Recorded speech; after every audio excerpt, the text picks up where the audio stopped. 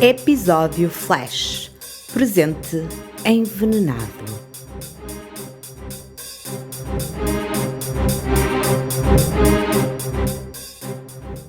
Um aviso aos ouvintes. O seguinte podcast apresenta conteúdo que pode não ser indicado para todas as pessoas. Uma bonita advogada de 31 anos que parece ter tudo para ser bem-sucedida é recebida de braços abertos por uma família que faz absolutamente tudo o que pode para agradar. Pouco depois da visita, a saúde das pessoas que a acolheram começa a piorar e, num piscar de olhos, 2 pessoas morrem. Quando o Serviço de Verificação de Óbitos é chamado a intervir, classifica a causa da morte como natural. Mas há quem não se fie e levante suspeitas. 2 membros da mesma família morrem com pouco tempo de intervalo? Ou se trata de uma tremenda coincidência, ou não há nada de natural nestes óbitos? As desconfianças começam a surgir. E no centro da polémica está a visitante que carrega a bisneta e a neta das vítimas. A polícia acredita que agiu por despeito e por vingança, sem motivos aparentes de ordem financeira ou patrimonial. Mas será que esta advogada elegante e sofisticada sacrificaria todo um futuro à sua frente por uma simples vingancinha michuruca, movida pelo seu orgulho ferido? Olá, eu sou a Isabel Formulista e esta é a Fórmula do Crime. Alô, alô, meu querido Brasil!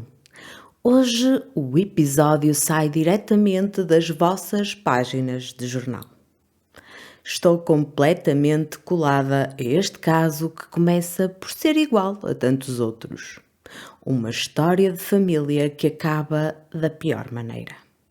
Ou será que poderia ter sido pior? É isso que vamos tentar descobrir no episódio de hoje.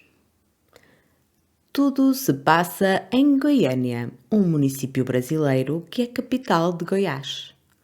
A título de referência, este estado fica no centro-oeste do país e a cerca de 210 km de Brasília, a capital do Brasil. Goiânia figura entre as cidades brasileiras com melhor índice de qualidade de vida e é o município com maior área verde por número de habitantes. Por isso, chamam-lhe frequentemente a capital verde do Brasil. No dia 17 de dezembro de 2023, uma família unida de Goiânia recebe de braços abertos a futura mãe do que virá a ser o mais novo rebento da família. Amanda chega à porta da residência e Leonardo Sénior, o futuro avô do bebé que Amanda carrega no ventre, recebe-a ainda no passeio com um grande abraço de boas-vindas. Sabem aquele abraço tipo urso que nos faz sentir em casa? Pois é, foi um abraço desses. O tempo está solarengo e o domingo promete ser recheado de bons momentos. A grávida parece radiante, traz um lindo vestido branco comprido que condiz na perfeição com o seu estado de graça. O cabelo liso está apanhado apenas na parte superior, deixando o restante solto a cair sobre as costas. A sua pele alva completa a imagem de uma grávida que irradia pureza. A família sabe que aquela mulher se tem revelado tão meiga e carinhosa, daí a poucos meses lhes dará o presente mais precioso que poderiam pedir. Um novo bebé que chegará para enriquecer a sua descendência. Para evitar que a grávida carregue pesos, Leonardo Sénior apressa-se a pegar nos sacos de compras que ela traz na mão. Para além do que vai ser servido no pequeno almoço, Amanda comprou também uma orquídea para oferecer à mãe de Leonardo Sénior, Luzia, que é a matriarca da família e também futura bisavó do bebé que carrega no ventre. Nos últimos anos, Luzia tem sido um motivo de muita preocupação e cuidado por parte daquela família. A senhora, para além de já ter uma idade avançada, sofre de Alzheimer há cerca de 7 anos e já só se desloca com recurso a uma cadeira de rodas. Como é compreensível, toda a vida familiar gira um pouco em volta dela. Amanda sabe que a melhor forma de retribuir o afeto que tem sentido é manifestando que também se preocupa, e a paparica Luzia. Por isso, quis comprar uma flor para o demonstrar. Durante o pequeno almoço, eles conversam, partilham a refeição e até tiram uma outra fotografia para registar o momento. O convívio estende-se no tempo e, num piscar de olhos, passam quase 3 horas. Ao meio-dia, Amanda despede-se da família e sai. Dirige-se ao hotel onde estava hospedada, faz as malas e ruma a casa. Pela frente tem uma longa viagem até Itumbiara, a cidade onde reside e que fica a cerca de 2 ou 3 horas de distância. Mas as horas de viagem não a incomodam. Foi importante fazer aquela visita. Mas afinal de contas, quem é Amanda, esta grávida que se encontra no centro de toda a polémica? Amanda Partata Mortosa cresceu numa família de classe média alta e, muito embora não tivesse dificuldades económicas, a sua infância foi marcada por outro tipo de dificuldades. Infelizmente, a pequena Amanda enfrentou o trauma de ser rejeitada pelo pai, que, ao que parece, não terá sido uma figura presente na sua vida. Mas a avó chegou-se à frente e, juntamente com a mãe, criaram Amanda da melhor forma que puderam e sabiam. À medida que foi crescendo, Amanda tornou-se uma menina carente de afetos, que demonstrava sempre a necessidade de se sentir amada e importante. Exigia sempre muita atenção por parte de todas as pessoas que, de alguma forma, faziam parte da sua vida. Para além da insegurança emocional, Amanda demonstrava também ter uma relação conturbada com a sua imagem. Sentia-se muito insegura, principalmente devido aos quilos a mais que se foram acumulando na sua silhueta. Nada disso ajudou a criar uma personalidade saudável e, acima de tudo, confiante. Mas Amanda lutava com as ferramentas que tinha e estava determinada a ultrapassar as suas dificuldades. A certa altura, submete-se a uma cirurgia bariátrica e, muito rapidamente, a sua figura obesa começou a fazer parte do passado. Mas sabem como é? Uma pessoa obesa nunca deixa realmente de o ser. Pode até deixar de o parecer, mas a obesidade continua sempre lá, presente. À exceção de alguns casos, que podem ter outras origens, a obesidade e o vício de comer é, na verdade, uma forma que o cérebro encontra para escapar à realidade e aos problemas. É um género de mecanismo de compensação que, infelizmente, tende a agravar com o tempo. A pessoa come quando se sente triste, de forma a sentir conforto e recompensar a mente, evitando lidar e enfrentar os seus problemas. Quando estes sentimentos negativos não são resolvidos, o ciclo agrava-se e a pessoa vai comendo cada vez mais para compensar as dificuldades, que também elas se vão agravando.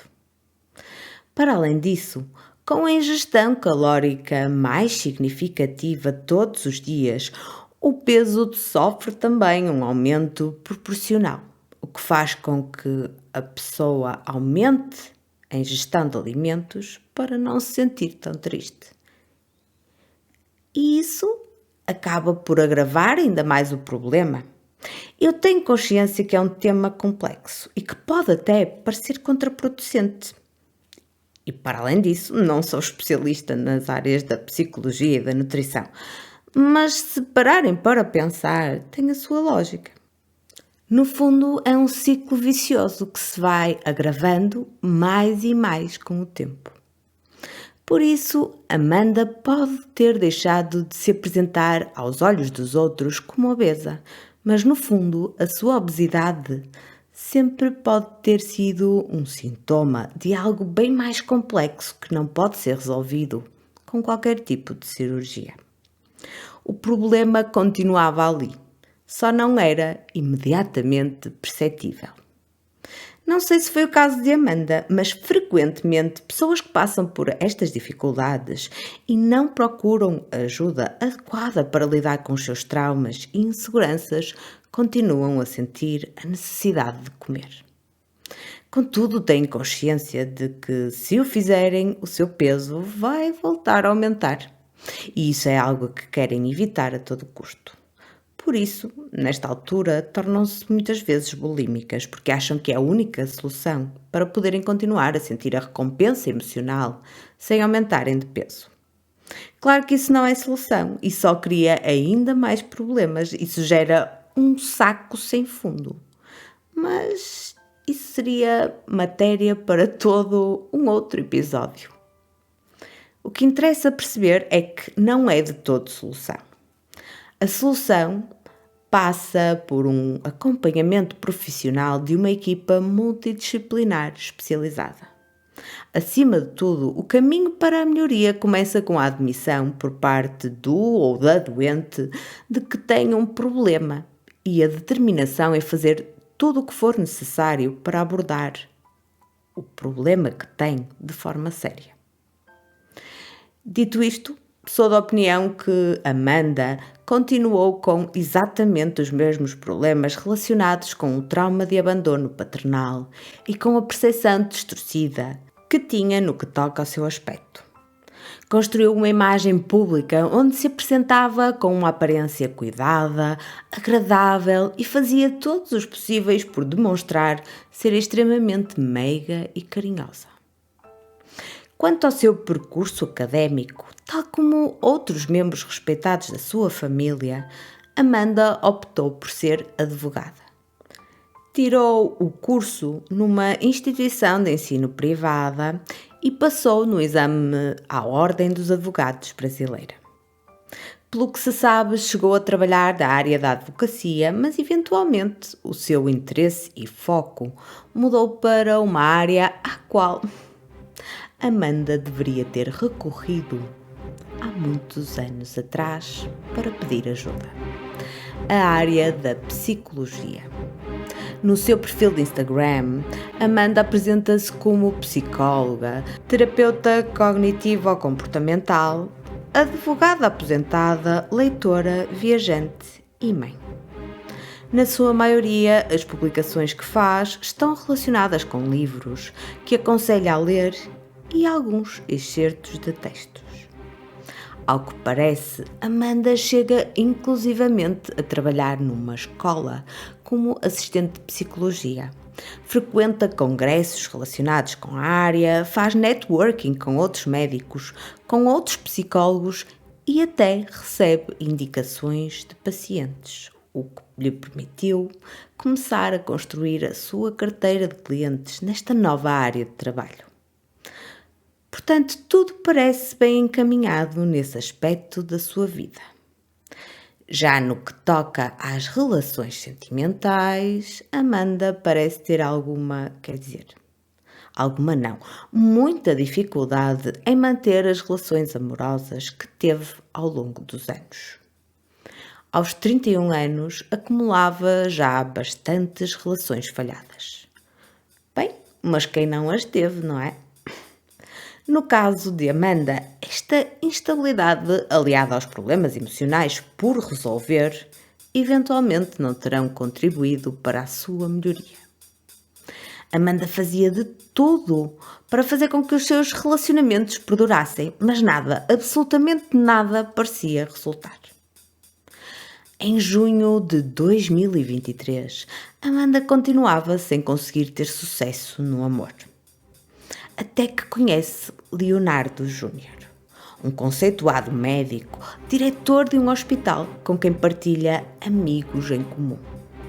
Amanda vê então uma nova oportunidade de conseguir ser feliz.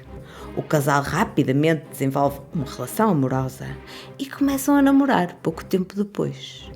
Amanda provavelmente está resolvida. É desta. É agora que tudo vai dar certo. Mas claro, todas as relações têm os seus senãos. Os dois não moram na mesma cidade.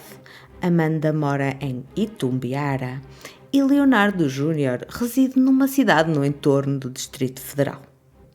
Por isso, os encontros físicos não têm a frequência ideal.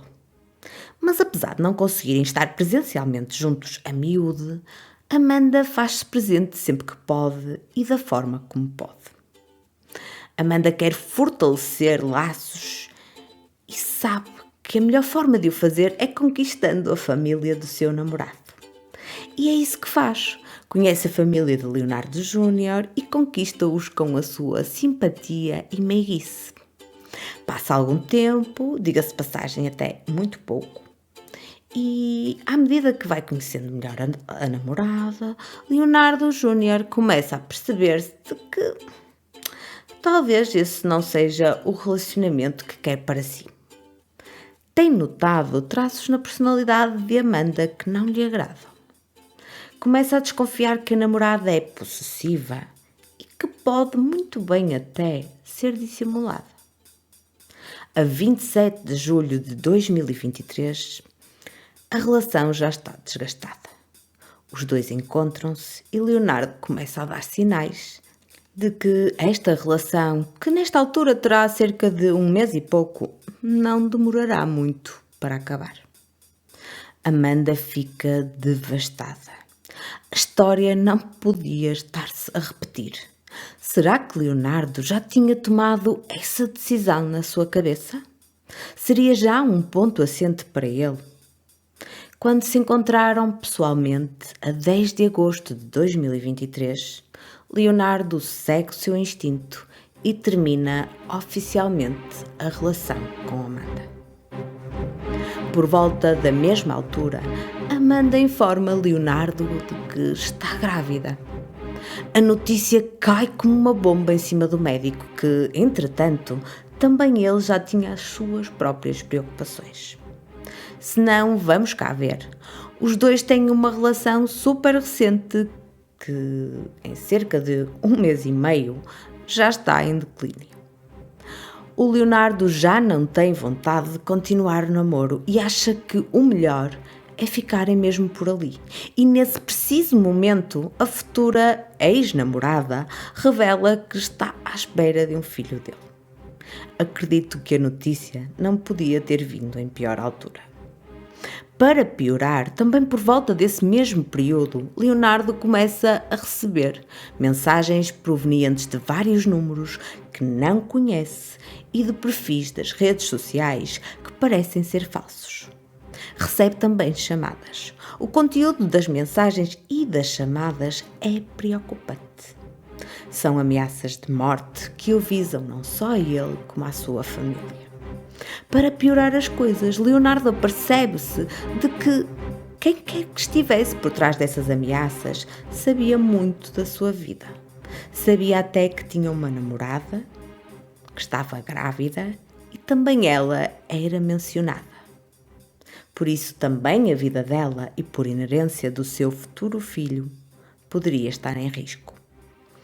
Leonardo encontrar-se-ia muito provavelmente atordoado com o turbilhão em que se tinha tornado a sua vida num espaço tão pequeno de tempo. De um momento para o outro, ia ter um filho com alguém com quem já não tinha vontade de se relacionar e agora todos os que o rodeavam tinham a sua vida em risco.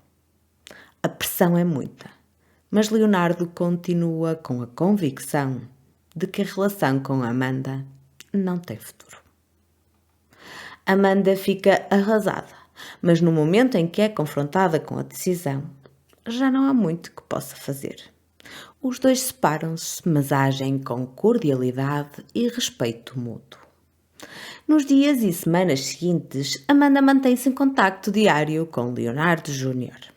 Talvez pensasse que ainda estava a tempo de reatar. Entretanto, envia um teste de gravidez positivo e mais tarde uma ecografia, para que Leonardo Júnior fique ciente das suas responsabilidades. Entretanto, as famílias de ambos são informadas que vem aí um novo membro da família. Há até um chá revelação, onde se juntam todos, amigos e famílias, com muita pompa e circunstância para festejarem a boa nova e a revelação do sexo do bebê. Finalmente, todos sabem que vem aí uma menina. O evento fica devidamente registado através de vídeos e de fotografias. Está um dia cheio de luz, todos parecem muito felizes e celebram a menina que em breve fará parte das suas vidas. Os futuros papás, que já não são um casal, dão um grande abraço e mostram-se muitíssimo felizes. Afinal, não estão juntos, mas um bebê é sempre uma ótima notícia. O fim da relação parece estar superado. Todas as atenções viram-se agora para a menina que cresce no ventre de Amanda. Mas Leonardo nunca conseguiu aliar-se totalmente das mensagens e chamadas que recebia. Compreensivelmente, ninguém o pode recriminar. Ele não contou a ninguém nem tomou nenhuma decisão mais definitiva porque não queria preocupar. Afinal de contas, já bastava ele ter essa nuvem sobre a sua cabeça, não havia razão para ter de comunicar isso às outras pessoas. A única coisa que fez foi bloquear os números de telemóvel de onde surgiam essas ameaças. Mas os diferentes números multiplicavam-se exponencialmente e as ameaças pareciam não cessar. À medida que o tempo foi passando, a preocupação de Leonardo Júnior foi crescendo. Não havia sinais de abrandamento e o autor dava-se a muito trabalho para conseguir os seus objetivos. Será que o risco era mesmo real? Talvez fosse o momento de tomar uma atitude mais drástica.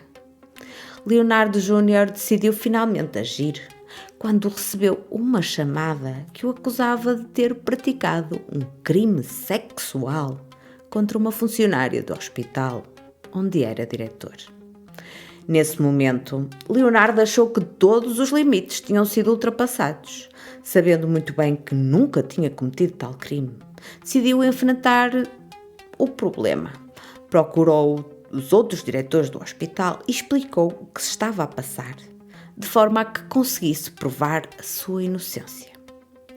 Leonardo não podia deixar passar mais esta em branco. Está em risco a sua vida, a sua carreira e o seu caráter. Logo depois, procura a polícia e denuncia as ameaças que tem vindo a receber. Por isso, imaginem a reviravolta e o inferno em que se tornou a vida deste pacato médico nos meros meses. Deve ter sido extremamente difícil lidar com tudo o que se estava a acontecer. Por um lado, não queria alertar ninguém para não preocupar as outras pessoas sem necessidade. Mas, por outro lado, não podia deixar que o torturassem psicologicamente daquela forma. E o mais importante, não tinha como saber se o autor das chamadas estava decidido a concretizá-las. Apesar de ter falado com o hospital e de ter feito a denúncia na polícia, Leonardo Júnior decidiu que não iria contar o que se estava a passar à família e fez o mesmo em relação à futura mãe da sua filha.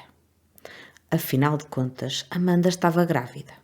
Tinha sido ele a acabar a relação e uma notícia destas podia afetá-la ainda mais a nível psicológico. Em breve, possivelmente a polícia conseguiria descobrir quem estava por trás das ameaças e aí podia agir de acordo com a situação. Entretanto, Amanda continua a visitar a família de Leonardo sempre que vai até Goiânia. É recebida de braços abertos, todos a tratam muito bem e ela faz o mesmo. O assunto que domina os encontros é, como não podia deixar de ser, a filha.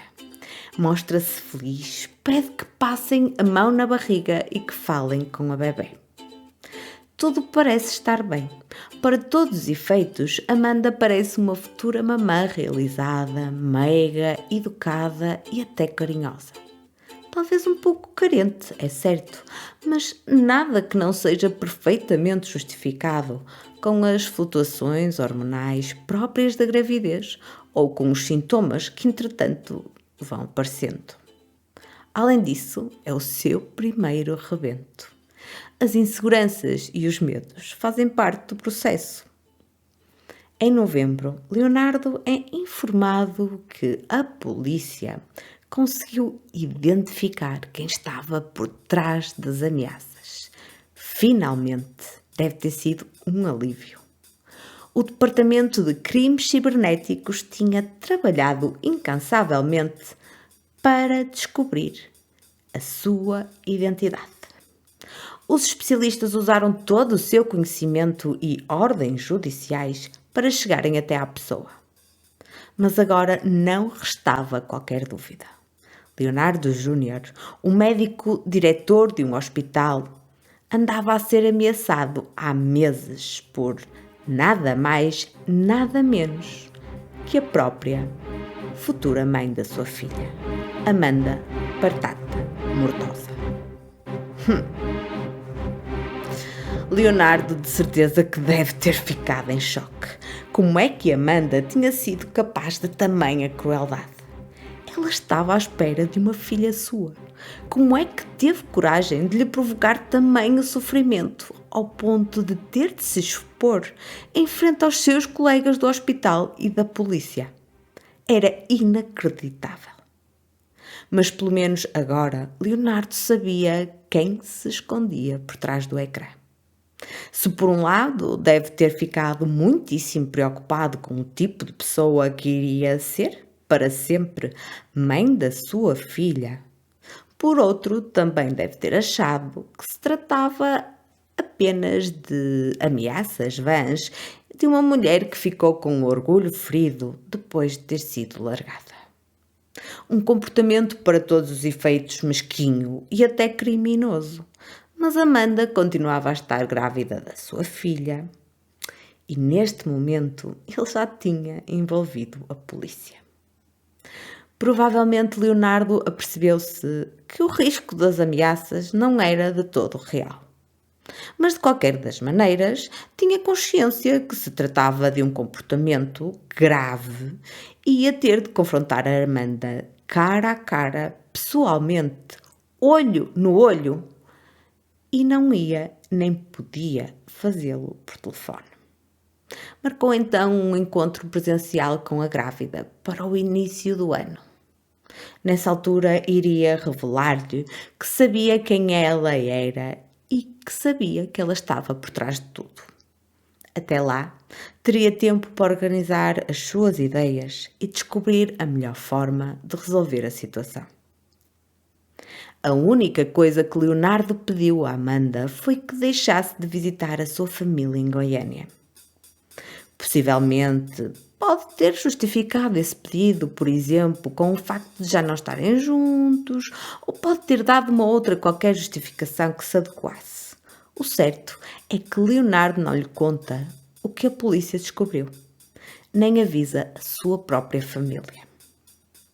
Possivelmente sabe que esperam com ansiedade a menina que aí vem e não os quer alienar ou privar dos momentos importantes da vida da sua filha. Conforme eu já aqui referi, Amanda contraria a vontade e o pedido do pai da sua filha e no dia 17 de dezembro de 2023 faz a famosa visita à família do ex-namorado. Tudo corre bem, fica cerca de 3 horas, sai ao meio-dia e passa pelo hotel para ir buscar as malas e iniciar a viagem longa até casa. Entretanto, recebe uma mensagem de voz de Leonardo Sénior. Amanda, deixa eu te passar essa informação. Olha, desde que você saiu, eu tô vomitando, diarreia, e assim, tô achando que eu vou agora pro médico tomar soro. E minha mãe começou também a vomitar e diarreia. E eu falei com o Leozinho, ele falou que é bom ir o hospital tomou um soro. Eu tô achando que é aqueles doces que nós comemos. E minha mãe foi só aquilo que ela comeu, né? O mingau e aquilo lá. E eu comi o negócio, comi o doce. Meu pai não comeu nada, tá zerado. Mas você comeu. Então, cuidado que você pode passar mal também, viu? Pode passar mal. Leonardo tinha começado a sentir-se mal pouco depois de Amanda ter abandonado a residência e encontrava-se extremamente preocupado com a saúde da grávida. Já depois de ter regressado à luxuosa moradia onde residia em Itumbiara, Amanda é informada que a saúde dos dois piora de forma galopante às 22h34. Já muito tarde, por volta da meia-noite, pega no carro da família e resolve voltar para Goiânia. Segundo a própria diz mais tarde, ficou assustada porque também ela tinha comido os mesmos alimentos e começava-se a sentir indisposta. Decidiu então rumar a Goiânia para procurar ajuda médica. No dia seguinte, dia 18 de dezembro de 2023 e segunda-feira, logo no início da manhã, a Polícia Civil de Goiânia recebe a trágica notícia que um dos seus tinha falecido de forma repentina. Leonardo Pereira Alves, mais conhecido por Leozão, antigo funcionário na Delegacia de Furtos e Roubos de Veículos Automotores. No dia anterior, tanto Leonardo Sénior, que tinha 61 anos de idade, como a sua mãe idosa Luzia Teresa Alves, que tinha 86 anos de idade, foram acometidos por uma má disposição súbita que lhes provocou fortes sintomas gastrointestinais pouco depois de terem ingerido o pequeno almoço no dia do domingo de manhã. A doença tinha evoluído de forma galopante e os dois foram transportados com urgência para o Hospital de Santa Bárbara. Leonardo faleceu primeiro, ainda no domingo, dia 17, e Luzia faleceu poucas horas depois, na madrugada do dia seguinte, portanto do dia 18, que era uma segunda-feira. Todos estavam em choque. No Brasil, quando há uma morte natural, quem declara o óbito é o SVO, que é o Serviço de Verificação de Óbitos, enquanto que, se tratar de uma morte violenta ou suspeita, essa tarefa é da responsabilidade do IML, o Instituto de Medicina Legal. Neste caso, o SVO avaliou a situação e considerou que a morte das duas vítimas tinha tido causa natural. E a suspeita era até de que se tratava de uma alegada intoxicação alimentar. Contudo, como é natural, os colegas consternados quiseram compreender o que se tinha passado. Quando tomaram conhecimento que dois membros da mesma família se tinham começado a sentir mal quase logo após o pequeno almoço, com violentas cólicas abdominais, vômitos e diarreias, que os sintomas eram de tal forma violentos que motivaram uma ida imediata para o hospital, resultando horas depois na sua morte, a sua experiência fê-los olhar com estranheza para a causa da morte. Consideravam que não encaixava na típica intoxicação alimentar, mas desconfiavam, isso sim, que se tratava de um caso de envenenamento. Segundo a perspectiva dos polícias preocupados, as intoxicações alimentares mais comuns são as de origem bacteriana e estas não causam mortes tão repentinas. Essa suspeita inicial chamou a atenção da unidade de homicídios que decidiu investigar a situação. Sendo assim, o IML foi chamado a realizar a autópsia das vítimas. A unidade de homicídios ordenou também uma análise forense ao local, ou seja, à casa das vítimas onde se tinha passado o pequeno almoço. Logo no dia seguinte à infame refeição, as duas vítimas já tinham falecido e a polícia já tinha enviado os peritos forenses à residência de Leonardo Sénior e de Luzia, quando do nada, por sua própria vontade, a aparece Amanda. E ela observa de perto a atuação das autoridades. Durante a conversa que tem com os polícias e técnicos que estão no local, informa que participou no pequeno almoço do dia anterior. Há até um vídeo de Amanda nesse mesmo dia em que está a ser feita a perícia, com um vestido azul, junto à mesa onde tinham consumido a refeição. Quero deixar aqui uma chamada de atenção. Isto é algo que nunca se deve permitir. Muito menos deve ser permitido pelos polícias ou peritos que investigam um local do crime. E ainda menos quando se trata de alguém que não está acima de qualquer suspeita. Logo, neste aspecto, tenho de dizer que a polícia e os peritos erraram. Nesse mesmo vídeo que referi antes, conseguimos ainda verificar que a mesa ainda nem sequer tinha sido totalmente levantada. Imagino a urgência médica. Uma vez que Amanda tinha estado presente no dia em que se deu a tragédia, a polícia decidiu entrevistá-la na condição de testemunha. Foi então conduzida à delegacia para primeiro interrogatório. Nessa altura perguntaram-lhe o motivo da sua presença no pequeno almoço do dia anterior.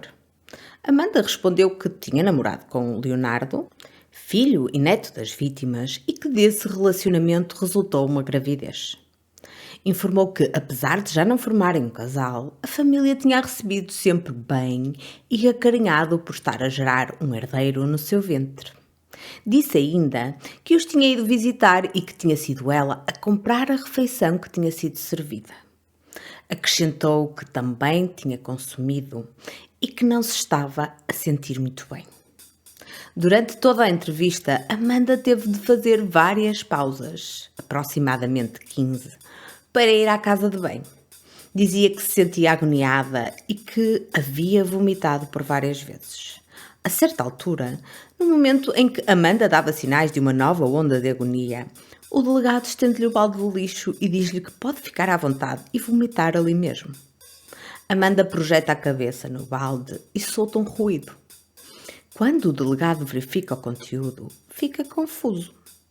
Não consegue ver vômito, apenas uma pequena poça de saliva.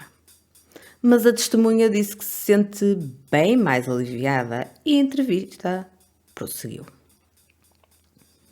Como é natural, a polícia quis reconstruir os passos de Amanda, desde a altura em que viajou até Goiânia até ao momento da entrevista.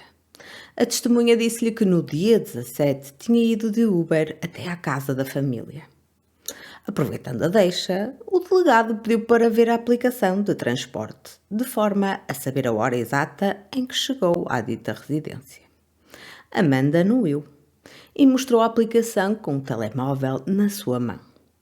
O delegado pede-lhe então que lhe empreste o telemóvel para que ele pudesse ver todas as viagens. Um pedido, diria que normal, não havia nada de estranho nisso. Na sequência da conversa corrida, o delegado tenta alcançar o dispositivo e é aí que o comportamento calmo e racional de Amanda sofre uma transformação abrupta. O desespero é palpável. Amanda responde que o delegado não tem o direito de pegar no seu telemóvel e bloqueia-o imediatamente. O delegado Carlos Alfama pergunta-lhe por que é que ficou tão nervosa e explica-lhe exatamente o que todos nós já conseguimos perceber. Diz-lhe que aquela atitude não a está a ajudar em nada e que nesse preciso momento passou de uma simples testemunha a suspeita. Este foi o momento da revelação. Aquele comportamento foi o motivo que fez com que todos os holofotes se virassem para a Amanda Batata Mortosa. Nessa altura, como é aliás de lei, o delegado informa-a sobre os seus direitos e diz-lhe que tem o direito de permanecer em silêncio e em ter um advogado. Aí, a meiga e educada advogada, ou advogada aposentada como se auto-intitulava, coloca as suas garras de fora e revela que não vai continuar a prestar depoimento sem a presença de um advogado. Numa tentativa de auscultar a situação, e é preciso que se diga já na presença do seu advogado, o delegado explica-lhe que ela tem direito a ficar em silêncio, mas que se a sua atrapalhação se dever a alguma foto ou vídeo mais íntimo, que não quer que seja visto por vergonha, ele dá-lhe a oportunidade de apagar esses conteúdos em frente a uma investigadora mulher, de forma a evitar qualquer constrangimento. Deixa ainda bem claro que o seu foco é nas mortes e em tudo o que se possa relacionar com elas, nada mais. É interessante perceber o movimento inteligente do delegado, porque com esta atitude consegue apalpar terreno e perceber se a relutância em colaborar está diretamente relacionada com as mortes ou se poderá dever a uma qualquer outra razão. Mas Amanda não cede. Afirma terminantemente que não vai desbloquear o telemóvel em situação alguma, mesmo tendo-lhe sido oferecida essa possibilidade. Nesse momento, Amanda Partata Mortosa acaba de pregar mais um prego no seu caixão. O caldo está entornado. Se as desconfianças já existiam, agora tornam-se em certezas. Amanda estava a querer esconder alguma coisa. Não havia dúvidas. Na mesma manhã em que começa a investigação, a polícia já tem um forte suspeito. E que suspeito! A convicção estava formada. Amanda tinha acabado de negar acesso a informações que, se não tivesse nada a esconder, a poderiam ter inocentado. O caso estava escancarado, só faltava arranjar provas que o apoiassem. Nesse dia, porém, Amanda é livre de abandonar a delegacia. Mesmo assim, e apesar de todos os sinais, as autoridades sabem que é importante manter o foco e não estreitar a investigação ao primeiro sinal. Por isso, analisam outras vias de investigação, chamam testemunhas e acionam várias diligências. A suspeita inicial de intoxicação alimentar consegue ser rapidamente descartada. Leonardo Júnior, quando chamado, coopera totalmente, mostra-se absolutamente destroçado e entrega imediatamente o telemóvel, fornecendo todos os códigos solicitados pelas autoridades. Eliminada a hipótese de intoxicação, tinham de perceber quem poderia ter motivo para fazer mal àquela família. O primeiro passo era saber se alguém tinha sido ameaçado, se tinham algum tipo de quesilha ou confronto que justificasse tamanha represália. Não havia nada do género em relação a quase todos os membros da família mais chegada, exceto, como nós já bem sabemos, em relação ao Leonardo mais novo. Leonardo Júnior estava a receber ameaças desde o fim de julho de 2023, como nós já vimos. E a polícia não só já tinha conhecimento disso, como a unidade cibernética já sabia que Amanda era a responsável. Entre essas ameaças, a polícia revelou até uma que vos vou ler a seguir. Depois não adianta chorar sobre o sangue deles, não. Vai ver o que vão fazer com a sua namorada e filho nesse final de semana. Você foi avisado. Imagino o desespero e a violência psicológica que estas mensagens não terão causado. São verdadeiramente aterrorizantes. Eu não sei se teria esperado tanto tempo para as denunciar, mas reparem. Amanda cuidadosamente ameaça-se a ela própria e ao bebê. Isto é uma jogada calculada e inteligente. Com uma só mensagem, pretende alcançar dois objetivos. Primeiro, retira possíveis suspeitas que possam recair sobre si.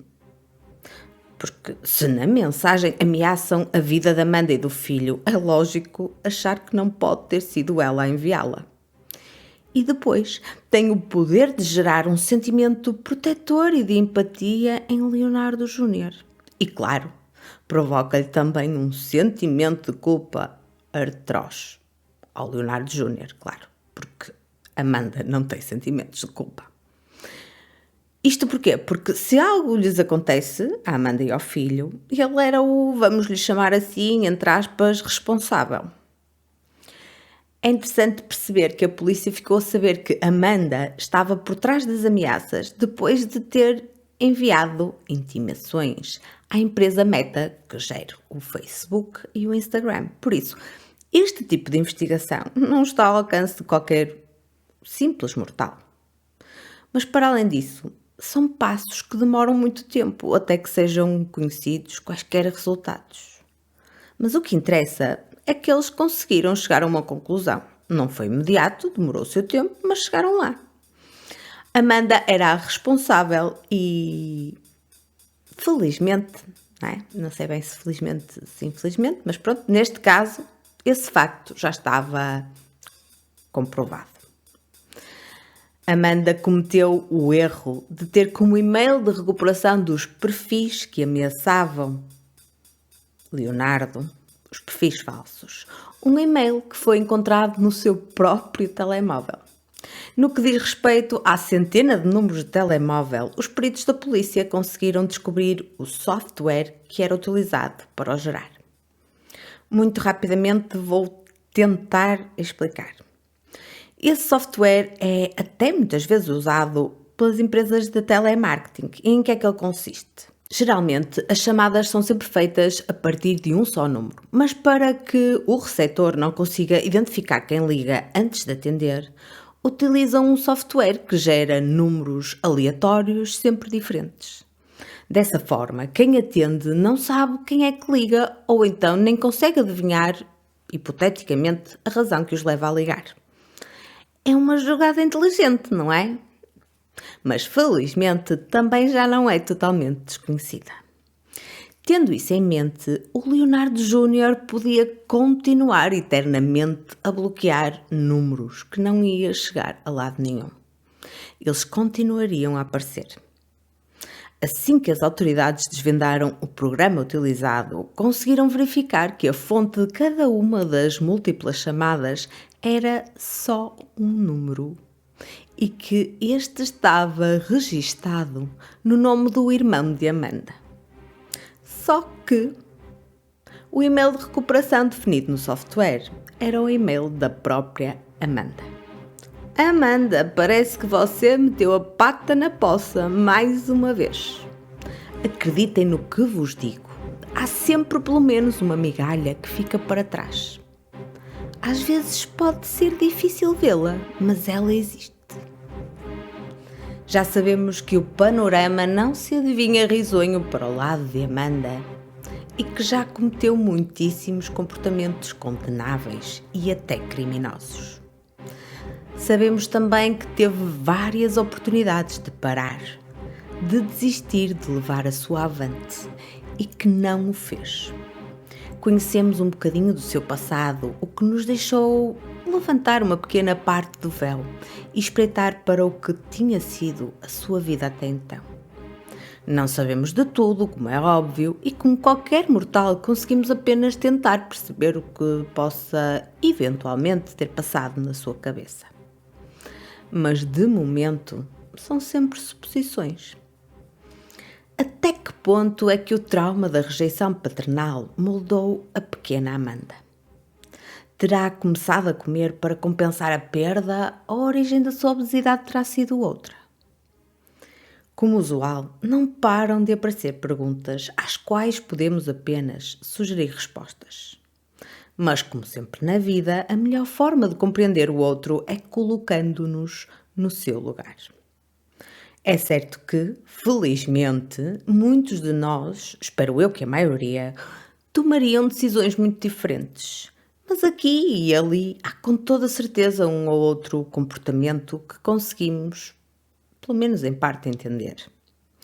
Mesmo assim, tendo em conta o que já aqui foi revelado, acham que Amanda Patata Mortosa seria capaz de cometer tamanha atrocidade? Seria ela capaz de envenenar propositadamente uma pessoa que sempre a tratou maravilhosamente bem, que sempre a estimou, acarinhou e recebeu na sua casa?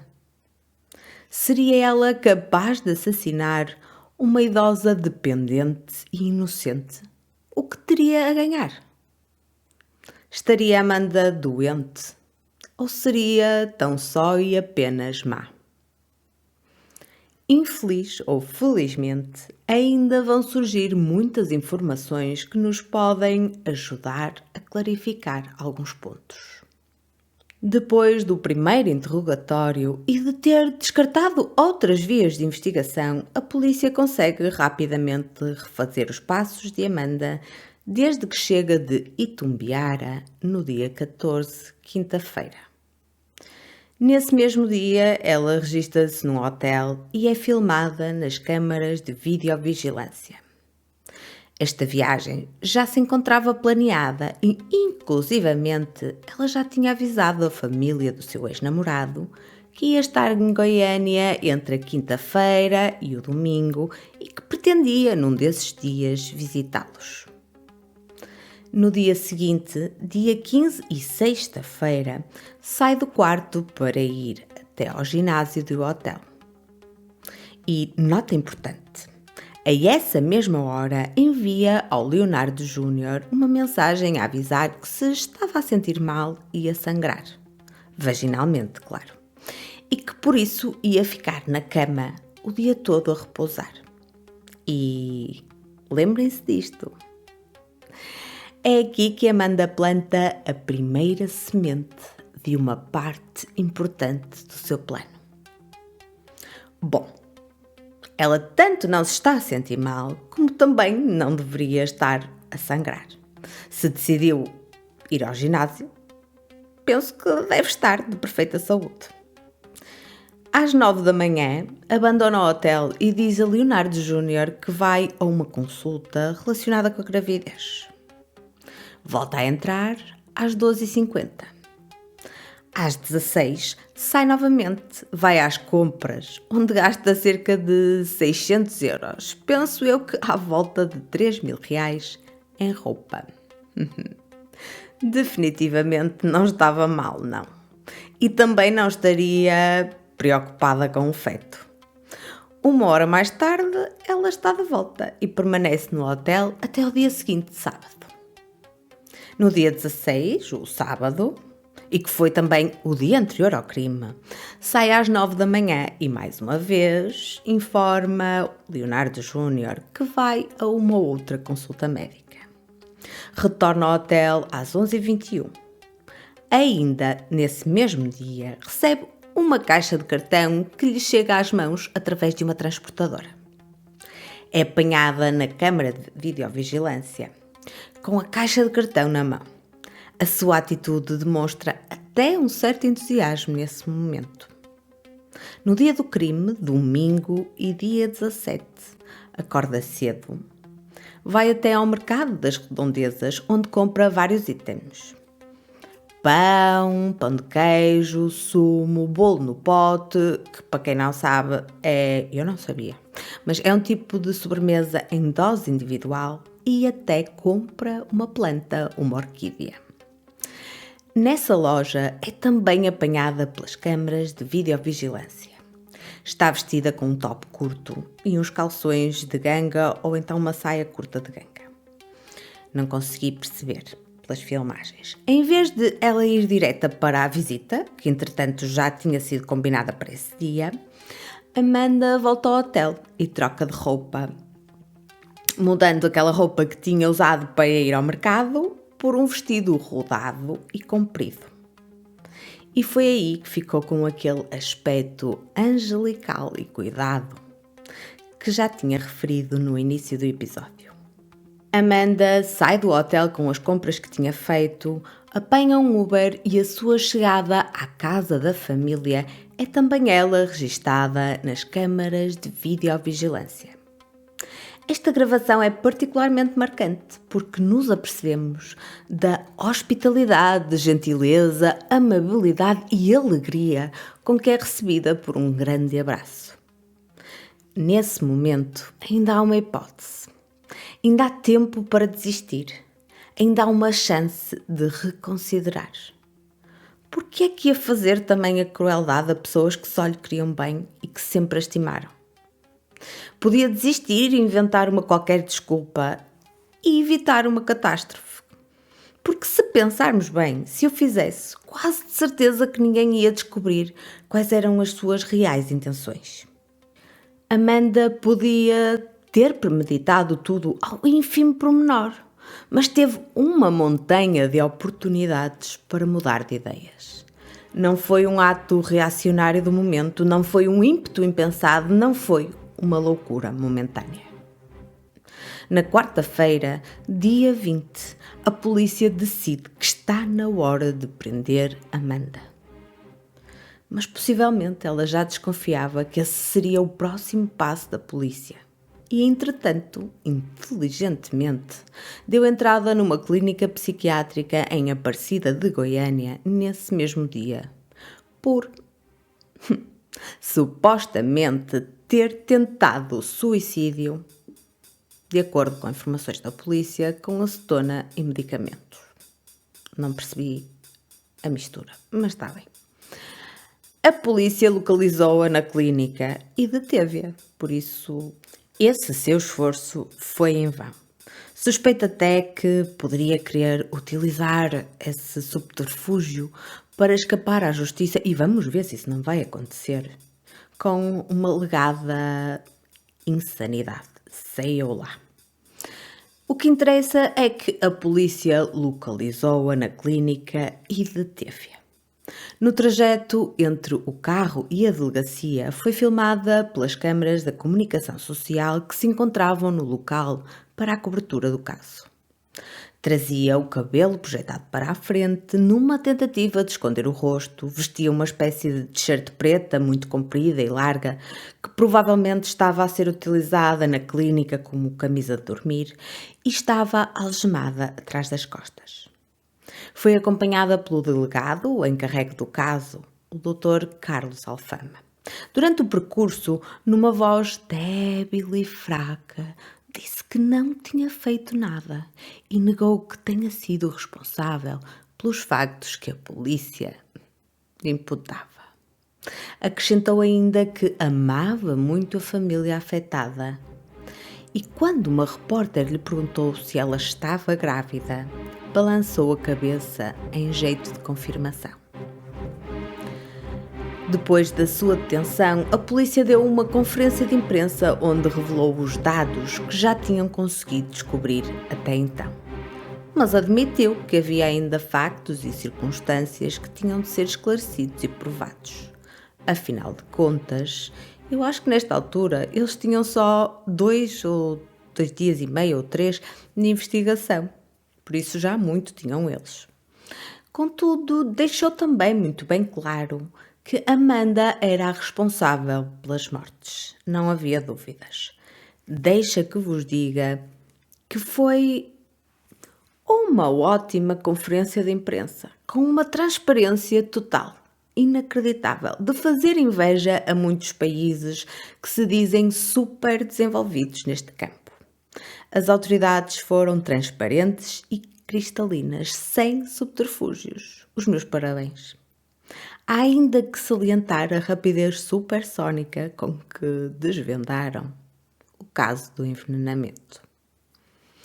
Depois desta conferência de imprensa, que foi amplamente noticiada, a polícia foi contactada pelo motorista que tinha entregado a encomenda à suspeita no sábado, ou seja, no dia anterior ao crime.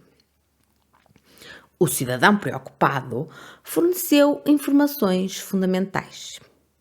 Ele tinha visto as notícias e manifestou que estava assustado, porque havia uma transferência bancária para si proveniente da Amanda, que tinha sido feita exatamente para pagar o transporte de uma encomenda entre Itumbiara e o hotel em Goiânia.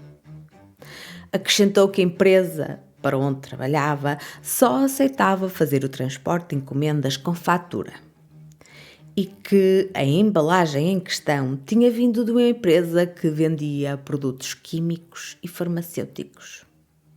Com esse conhecimento, a polícia pediu o levantamento do segredo fiscal da suspeita. Conseguiram chegar à fatura e logo ao nome do produto que tinha sido comprado através da internet no dia 8 de dezembro.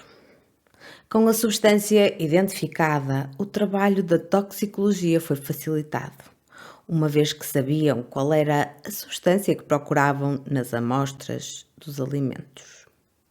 Os exames confirmaram a presença do produto que provocou o envenenamento e que foi o mesmo que Amanda recebeu das mãos do motorista no dia anterior ao crime. Inicialmente, a toxicologia tinha começado por testar 300 tipos de pesticidas diferentes e o resultado tinha sido negativo para todos eles. Mas sabendo que tipo de produto tinha sido comprado, teve o trabalho facilitado. A mesma substância foi detectada tanto nos doces do pote como na matriz biológica extraída das vítimas. Não havia dúvidas. Amanda era realmente culpada. Ela tinha sido a única pessoa que tinha manuseado os alimentos. Entretanto, a detida passou por uma audiência de custódia que ficou gravada. Tenta demonstrar um aspecto frágil, fraco, inocente, debilitado. Afirma que tentou o suicídio e que não foi a sua primeira tentativa. Dá a entender que o fez porque sentia que a sua vida estava terminada. Pois estava mesmo. E a culpa era de quem? Senhora Amanda? Nega a autoria dos crimes e alega ter sido agredida e insultada pela polícia. Penso que ela alega que isso aconteceu no momento da sua detenção. Sabe que este pode ser o seu trunfo para poder obter a nulidade da prisão. Mas a sua pretensão, mais uma vez, caiu em saco roto. A prisão de Amanda passa de temporária a preventiva. O seu pedido de habeas corpus também foi negado. Por enquanto, e salvo decisão em contrário, Amanda continuará presa. Neste momento, já sabemos que Amanda foi efetivamente a responsável. Teve os meios e a oportunidade para cometer o crime. Mas qual terá sido exatamente o seu objetivo? Qual era o móvel do crime? Onde é que ela pretendia chegar? Se mergulharmos nas mensagens enviadas por Amanda a Leonardo Júnior, uma delas parece ser reveladora. No dia 8 de dezembro, se bem se recordam, o mesmo dia em que a compra do veneno é feita, Amanda pergunta: qual é o seu maior medo hoje? O ex-namorado responde-lhe: o mesmo que qualquer ateu. Adoro viver. Amanda continua a conversa. Morrer? Você tem mais medo de morrer do que de perder, no sentido de morrer, quem você ama? E depois segue divergindo o assunto. Vocês conseguem perceber que Amanda acreditava piamente que a melhor forma de atingir o ex era eliminando permanentemente as pessoas que lhe eram mais queridas da sua vida? Esse era o seu objetivo final. Mas o que pretendia com isto? Magoar de forma permanente o ex ou aniquilar a concorrência? Isto é, as pessoas com quem tinha de competir pela atenção de Leonardo Júnior e ao mesmo tempo também passar pela boazinha, pela âncora de apoio que ia estar presente e acarinhá-lo naquele momento tão traumático. O que ela pretendia exatamente, infelizmente também ainda não sabemos. O que sabemos, porém, é que Leonardo, entretanto, já depois dos crimes e à medida que ia sabendo mais sobre a investigação, principalmente depois da detenção de Amanda, começou a questionar a veracidade da gravidez e comunicou essa preocupação à polícia, tendo partilhado ainda os exames e as análises que Amanda lhe teria enviado como prova de que estava grávida. Reunindo informação de várias formas e de várias fontes, chegou-se à conclusão que Amanda não só não estava grávida, como nunca esteve grávida. Pelo menos no período compreendido entre julho e o momento da detenção. Na casa da suspeita, a polícia conseguiu recuperar um exame de gravidez, um beta-HCG, que tinha dado negativo a 14/8. E também teve acesso a um outro exame de beta-HCG realizado no dia 19 de dezembro de 2023, já depois dos crimes, e que deu negativo. E muita atenção, porque estes valores não desaparecem assim de um dia para o outro em caso de aborto.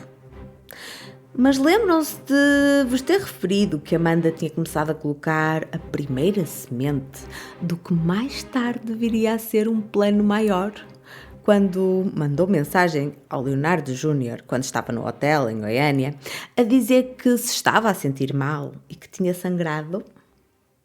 Exatamente à mesma hora que tinha ido para o ginásio? Aí está. Amanda estava a preparar terreno para forjar um aborto. Nessa altura, supostamente, ela já estaria no 4º mês e a barriga tinha de começar a crescer. E neste caso, isso não ia acontecer, definitivamente.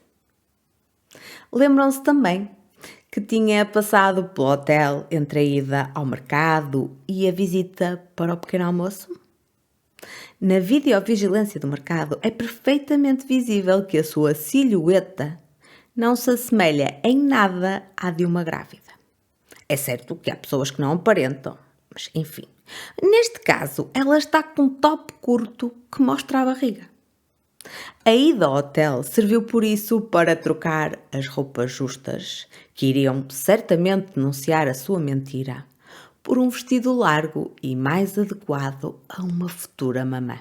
Esta paragem poderá ter servido, e quase de certeza que serviu, para envenenar os bolos no pote. Muito embora não haja certeza absoluta de que não o tenha feito na casa de Leonardo Sénior. Mas é pouco provável. Entretanto, a polícia conseguiu descobrir também que Amanda já não era nova nestas andanças.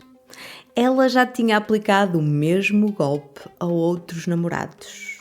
Salvo erro, a polícia conseguiu descobrir pelo menos 5.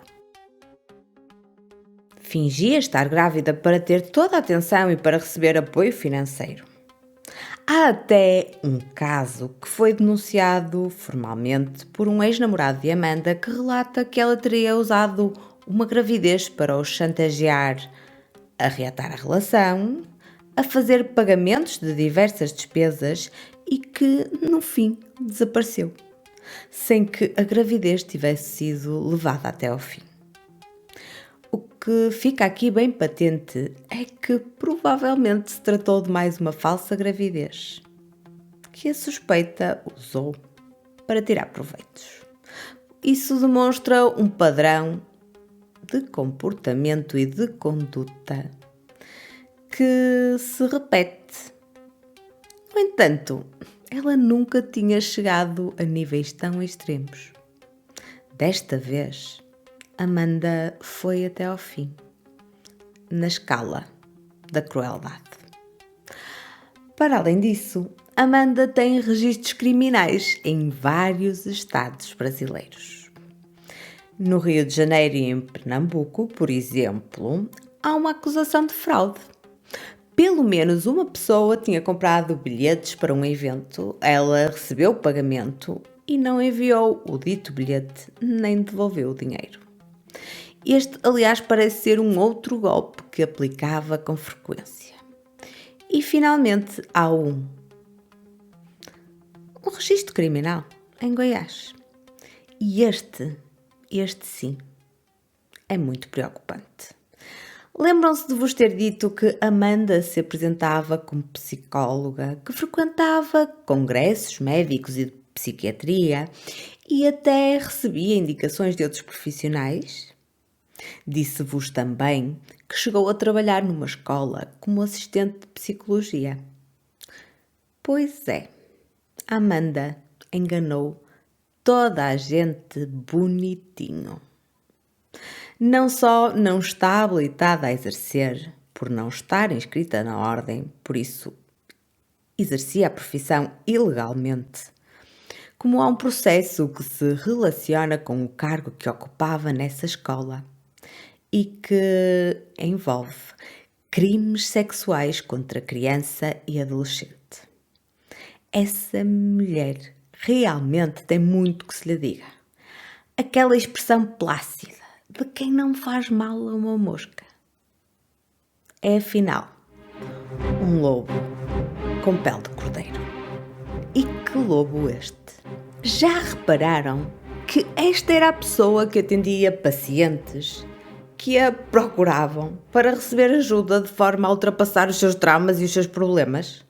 Que tipo de terapia é que ela seria capaz de prestar? Será que, se divertia a explorar e manipular as vulnerabilidades de quem a procurava? É que a este ponto nós já sabemos que tudo é possível vindo daquela mulher. Sabemos também que uma destas pessoas que a procuravam porque precisavam de ajuda estava grávida e que Amanda teve acesso aos seus exames. E a pergunta que resta é: será que ela usou esses exames para os enviar a Leonardo Júnior? É uma boa questão. Para Leonardo e a sua família, estas são notícias devastadoras. Uma só pessoa conseguiu destruir as suas vidas em poucos meses. Um mau encontro, uma má decisão. Foi tudo quanto bastou. Temos mesmo de ter muita sorte na nossa vida e nos nossos encontros.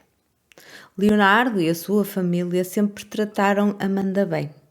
Nunca tiveram um gesto ou uma palavra incorreta e, no entanto, foi este o resultado. Quero deixar também uma palavra de empatia para a família de Amanda. Nestas alturas, poucos são os que conseguem expressar alguma empatia nesse sentido. A família de Amanda também é um bocadinho vítima.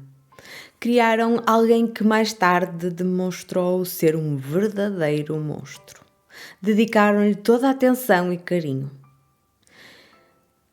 Os membros desta família são, na sua maioria, pessoas respeitadas e reconhecidas que em nada contribuíram para este desfecho e que com certeza nunca pensaram que Amanda seria capaz de tais atos.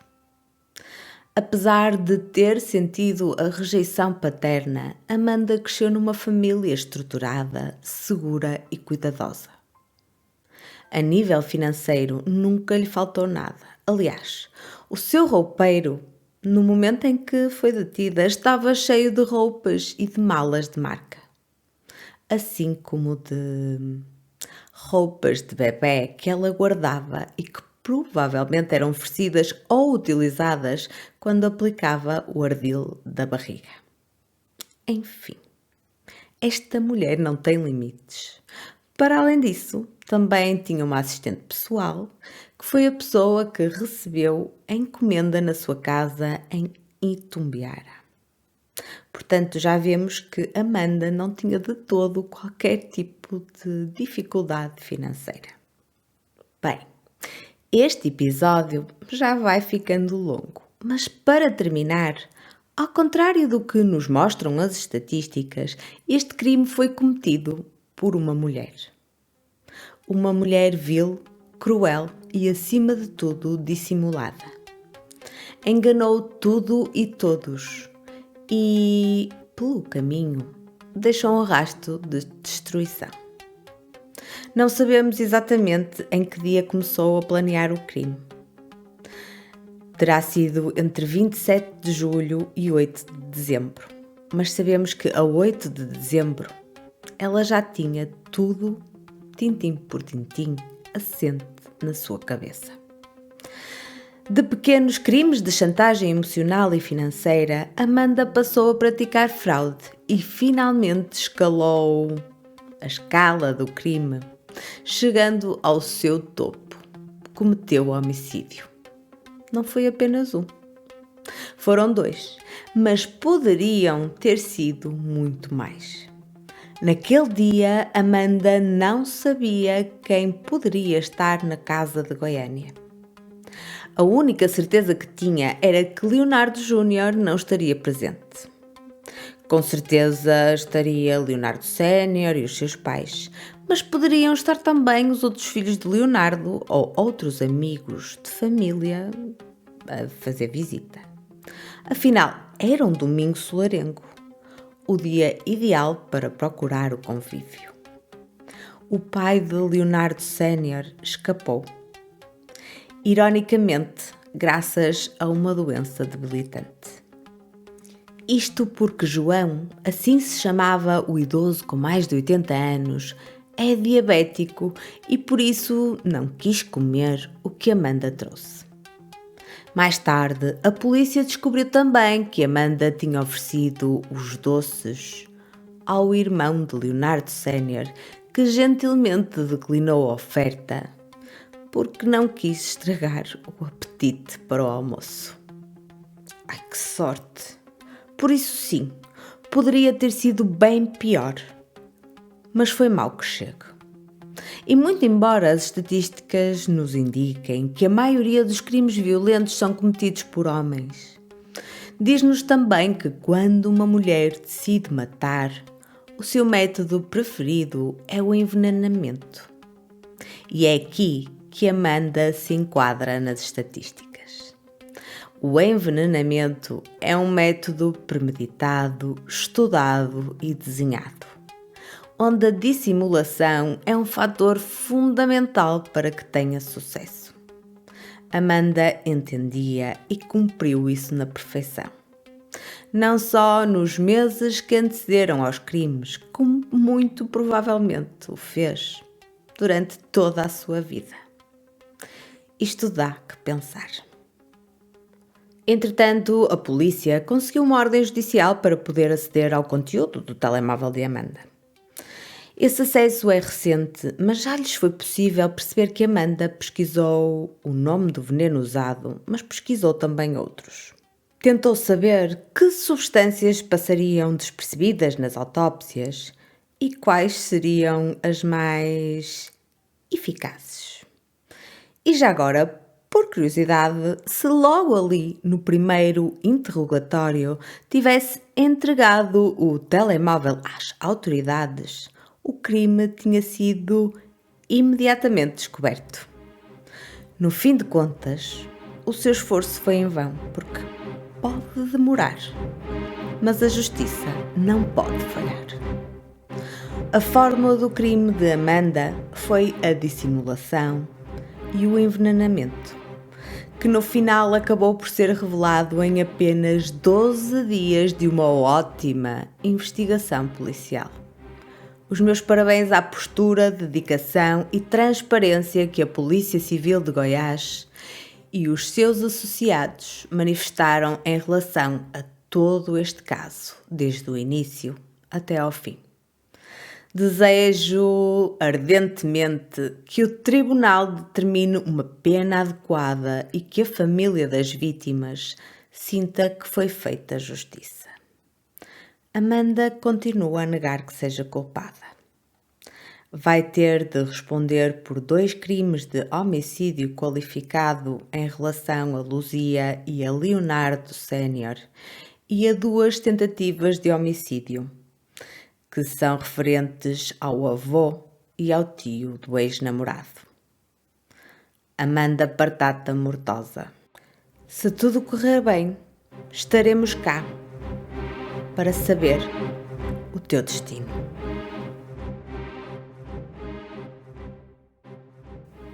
Se gostaste deste episódio, temos muitos outros à tua espera, por isso subscreve o nosso podcast. Faz-nos uma análise, deixa-nos um comentário, faz-nos uma review, dá-nos sugestões, participa, comunica e, acima de tudo, fica a pertencer à nossa comunidade formulista. Porque todos os crimes têm a sua fórmula e nós estamos cá para perceber qual é. Até ao próximo episódio! Esta foi uma produção de Fórmula do Crime, a equipa que te traz os crimes reais em português.